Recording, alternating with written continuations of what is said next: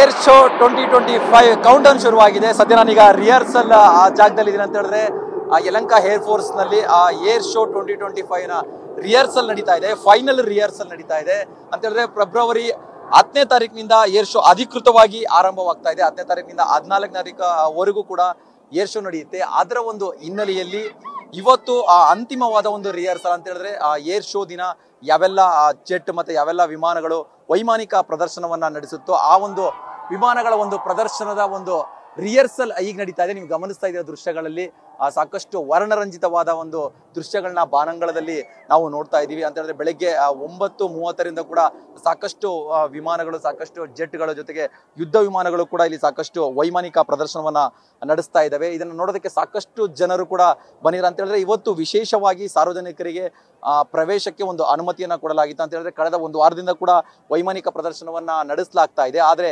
ಇವತ್ತು ಅಧಿಕೃತವಾಗಿ ಜನರಿಗೆ ಅಂದ್ರೆ ಸಾರ್ವಜನಿಕರಿಗೆ ಈ ವೈಮಾನಿಕ ಪ್ರದರ್ಶನವನ್ನ ನೋಡೋದಕ್ಕೆ ಅವಕಾಶ ಮಾಡಲಾಗಿತ್ತು. ಅಂದ್ರೆ ಒಂದು ವಿಶೇಷವಾದ ಪಾಸ್ಗಳನ್ನ ವಿತರಿಸಿ ಅವರಿಗೆ ಅವಕಾಶ ಮಾಡಲಾಗಿತ್ತು. ಹಾಗಾಗಿ ಸಾಕಷ್ಟು ಜನರ ಅಂದ್ರೆ ಹೆಚ್ಚಿನ ಬಿಸಿಲಿದ್ರು ಕೂಡ ಈ ಬಿಸಿಲಿನ ಜೊತೆಯಲ್ಲಿ ಸಾಕಷ್ಟು ಜನರು ಕೂಡ ನೀವು ಗಮನಿಸ್ತಾ ಇರ್ಬೋದು ಸನ್ ಗ್ಲಾಸ್ಗಳನ್ನ, ಟೋಪಿಗಳನ್ನ ಜೊತೆಗೆ ಛತ್ರಿಗಳನ್ನ ಹಿಡ್ಕೊಂಡು ಬಂದು ಈ ವೈಮಾನಿಕ ಪ್ರದರ್ಶನವನ್ನ ನೋಡ್ತಾ ಇರುವಂತದ್ದು. ಒಟ್ಟಾರೆ ತುಂಬಾ ರಂಜಿತವಾಗಿ ವೈಮಾನಿಕ ಪ್ರದರ್ಶನ ನಡೀತಾ ಇದೆ. ಸಾಕಷ್ಟು ವಿಮಾನಗಳನ್ನ ಒಂದು ಪ್ರದರ್ಶನ ಮಾಡ್ತಾ ಇದ್ದಾರೆ. ಸಾಕಷ್ಟು ಸ್ಟಂಟ್ ಸಾಹಸಗಳನ್ನ ಕೂಡ ಪ್ರದರ್ಶನ ಮಾಡಲಾಗಿದೆ. ಜನರು ಕೂಡ ತುಂಬಾ ಖುಷಿಯಿಂದ ತುಂಬಾ ಎಂಜಾಯ್ ಮಾಡ್ತಾ ಇದ್ದಾರೆ, ತುಂಬಾ ಹ್ಯಾಪಿಯಾಗಿ ಫೀಲ್ ಆಗ್ತಾ ಇದ್ದಾರೆ ಅಂತ ಹೇಳಿದ್ರೆ ಲೈವ್ ಆಗಿ ನೇರವಾಗಿ ನಾವು ಈ ರೀತಿಯಾದ ದೃಶ್ಯಗಳನ್ನ ನೋಡ್ತಾ ಇರೋದು ಇದೇ ಮೊದಲನೇ ಒಂದು ಸಾಕಷ್ಟು ಅಭಿಪ್ರಾಯಗಳು ಕೂಡ ಸಾರ್ವಜನಿಕರು ಕೂಡ ವ್ಯಕ್ತಪಡಿಸ್ತಾ ಇದ್ದಾರೆ.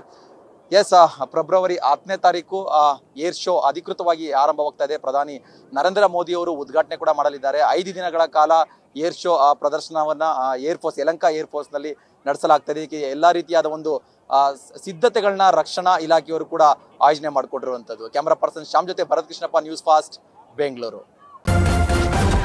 ನ್ಯೂಸ್ ಫಸ್ಟ್ ನಿರ್ಭೀತಿಯಿಂದ ನಿಮ್ಮ ಪರವಾಗಿ.